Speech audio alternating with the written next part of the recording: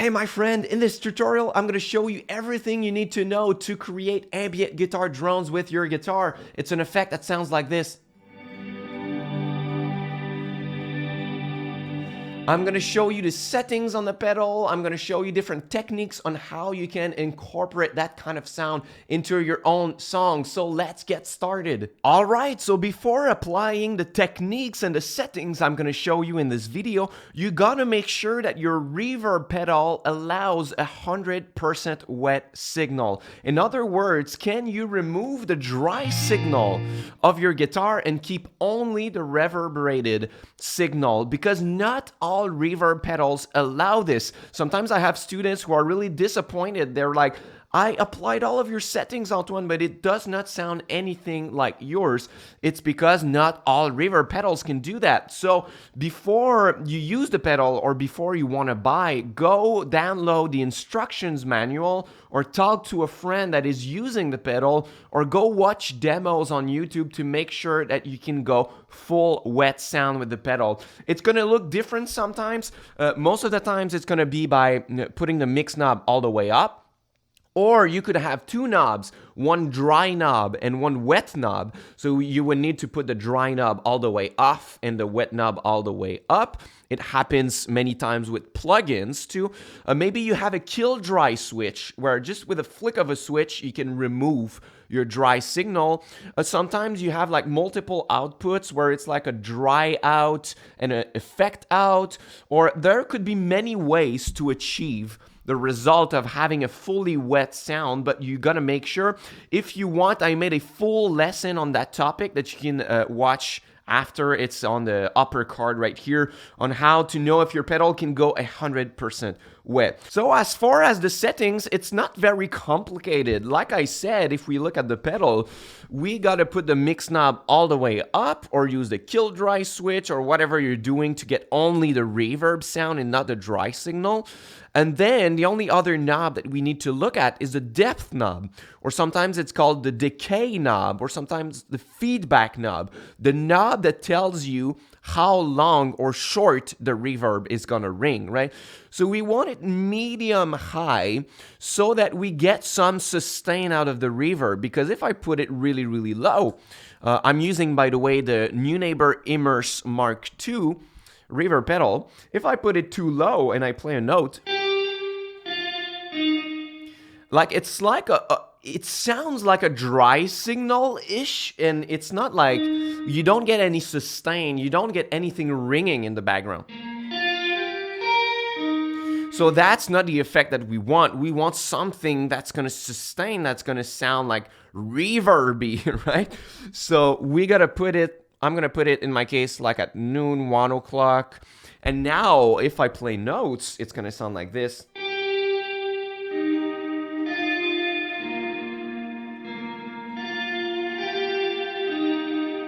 Now we get more sustain, we get something ringing in the background, but we don't want it to go for too long because I want to be able to change the notes on top of a chord progression or something. So if it's too high, like this for example, then it's going to be really hard to change on top of chords.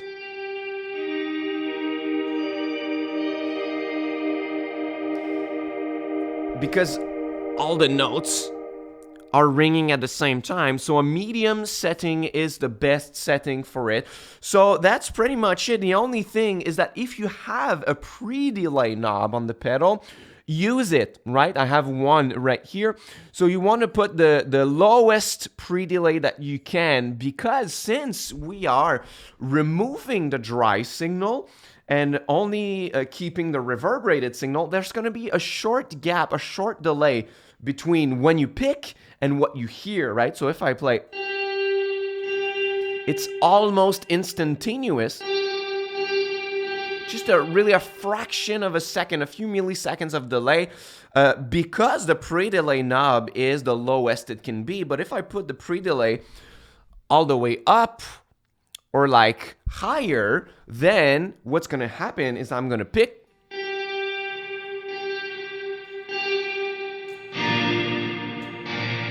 right? I'm gonna get a big delay between what I play, so we want it as short as possible. If you have no pre-delay on your pedal, it's not a big deal. We can manage that on top of a chord progression. I'm gonna talk about this later in this video, but if you have access to that, put it all the way down to get the shortest reaction possible from the reverb. So if you have another pedal, for example, if I wanted to do the same thing with the Strymon Big Sky, which is just beside my pedal, I would apply the same thing, right? By the way, you can use many different types of reverbs, right? You have like room, hall, plate, spring, but I recommend something more like a hall or a plate.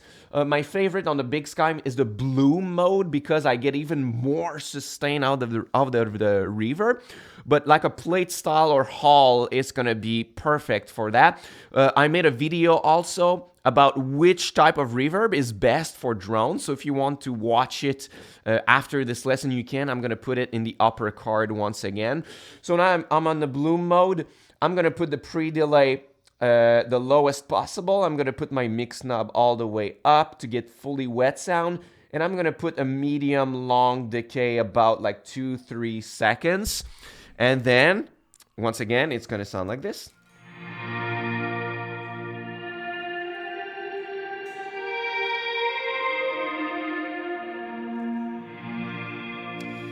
So you see, each pedal is a little bit different. They're gonna react differently. You see that the response on my New Neighbor Immerse was a little bit faster, right? But on the Big Sky, it was a bit slower, even with the pre-delay all the way down.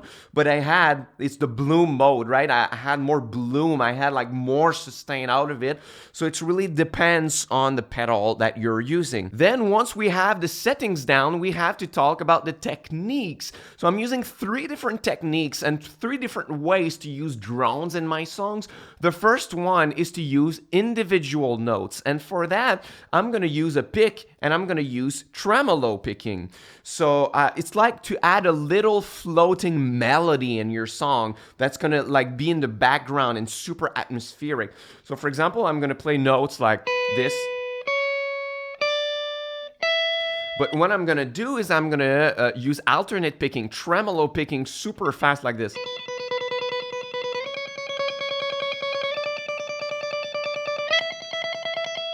And then if I add my drone reverb, that's gonna sound like this.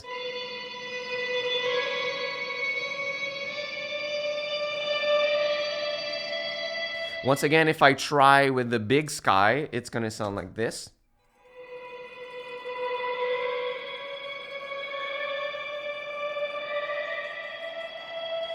So just a little melody on top that's gonna flow on top of my arrangement. For example, if I play a chord progression like this, I'm gonna add a little texture like this on top, right?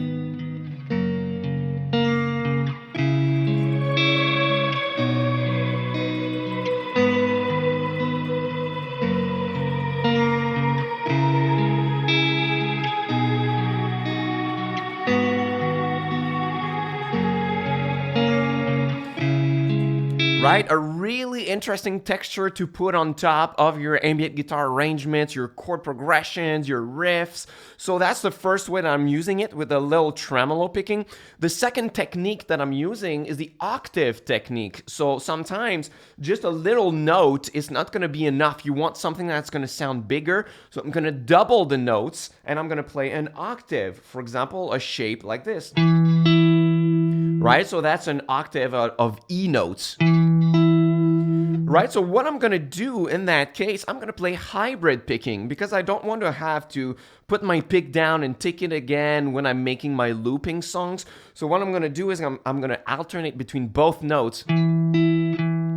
Like once with my pick on the 5th string and then with my middle finger on the 3rd string. And I'm gonna try to do this as consistently and as fast as possible. Because when I do that and I add my drone reverb,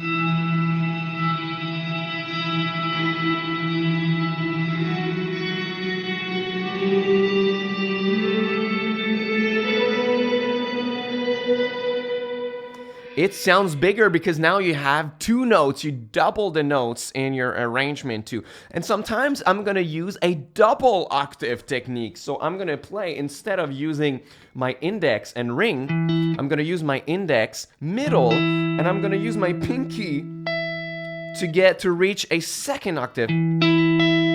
So in that case, what I'm gonna do is that I'm gonna use my pick on the 5th string, my middle on the 1st string, and I'm gonna alternate with my pick on the 3rd string. So it's gonna do.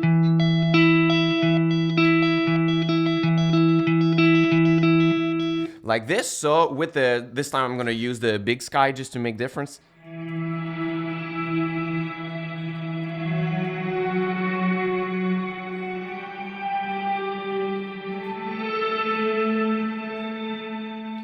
Right, and if it's too stretchy for you, I understand it's quite a stretch, right? What you could do is to start it from the 6th string. For example, you start your octave right here, and then instead of reaching the big stretch like this, you could, it's like the bar chord, like you're playing an E minor bar chord, but you're just gonna play the E notes in it.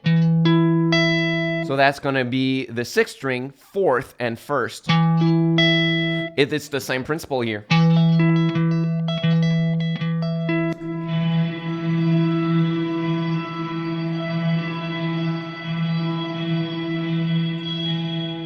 So the goal of a drone is like to sustain the note, right, as consistent as possible. When you play ambient guitar swells, it's like a wave that washes and then it fades away. But the drone is going to be a consistent sound, and it's not something that you can usually do on guitar. When we play a chord or a note,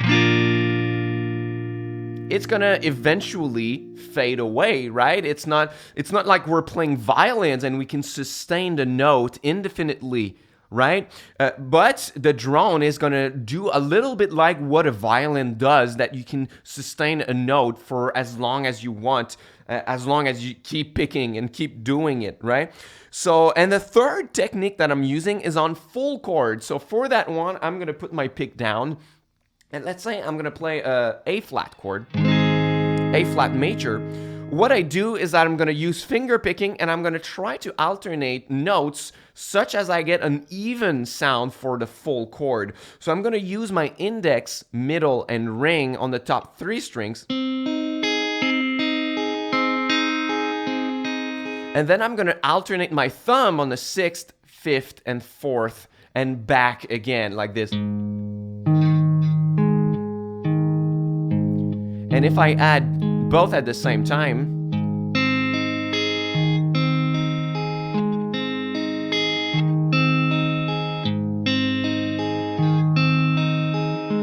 and then you try to play that as fast as possible.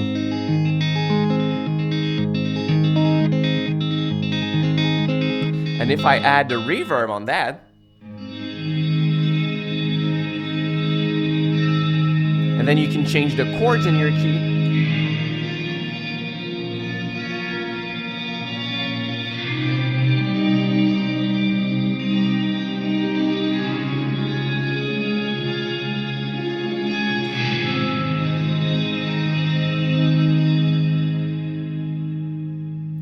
Right, it sounds super cool, so that you could use your drones for a full chord progression, or like make a drone-centered song around this. I gotta talk about how soft you need to pick. Either if you use a pick or finger picking, you gotta pick real soft, because if you really lean into it and you pick really hard, you're gonna get like clipping sound. It should be a really mellow tone, a really mellow texture or sound that you're using, right? So if I use, for example, just an octave shape, but I go to, it's really piercing to the ear. It's gonna get clipping really fast. So even when I'm using like the little tremolo technique on the first technique, I'm doing it really soft. I'm not like, right? It's like super soft.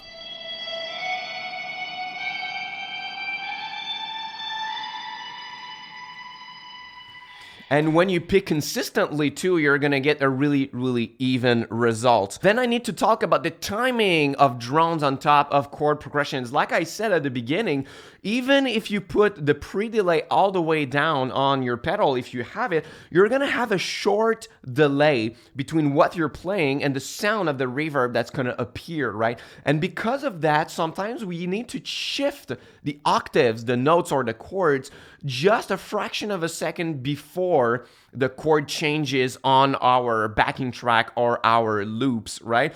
So for example, if I have a little backing track like this, and I want to use octaves, I'm gonna just go just a fraction of a second before.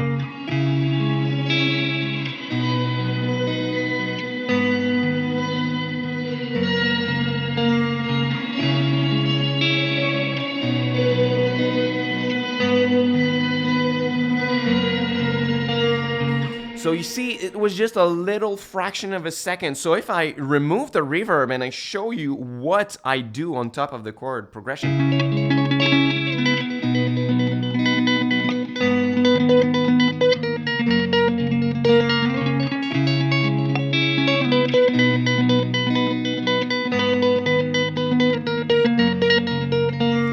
And once again, it's gonna depend on your pedals. If you don't have the pre-delay function on it, maybe you would need to change even more in advance before the chord changes. Like I said, like my patch, the bloom mode on a Strymon Big Sky is just a little bit slower to change. So I need to keep that in mind when I play on top of the chord progression, right? If I want to change,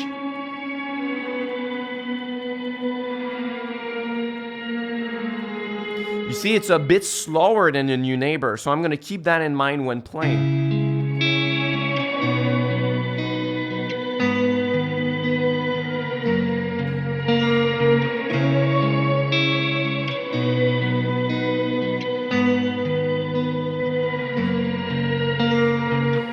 You don't have to be dead accurate each time, but it's a good thing to keep in mind. So now, what can you use drones for in your ambient guitar songs? You can use it as a little complementary texture on top, or you could build an entire song with drones. For example, one of my songs that you can hear right here.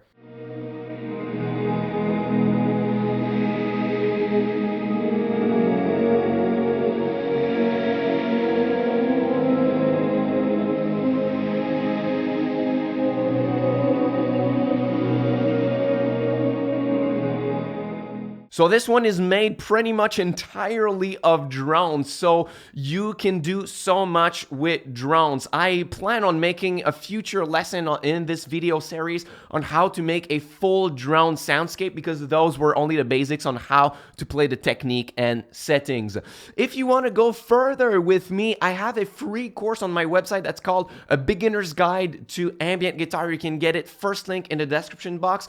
I'm teaching about swells and drones and how to make your ambient guitar tones, but also how to get started fast in making your first loops, your first layers, your first ambient guitar songs. So if you want to write your own ambient guitar music, it's a really, really short course to watch. It's about 45 minutes only, and you will have everything that you need to be able to write your own ambient guitar songs. It's my pleasure. It's my gift to you for watching my video until the end. So it's the first link in the description box below. And if you want more tutorials like this, you can subscribe to my channel and turn on notifications. So until next time, au revoir.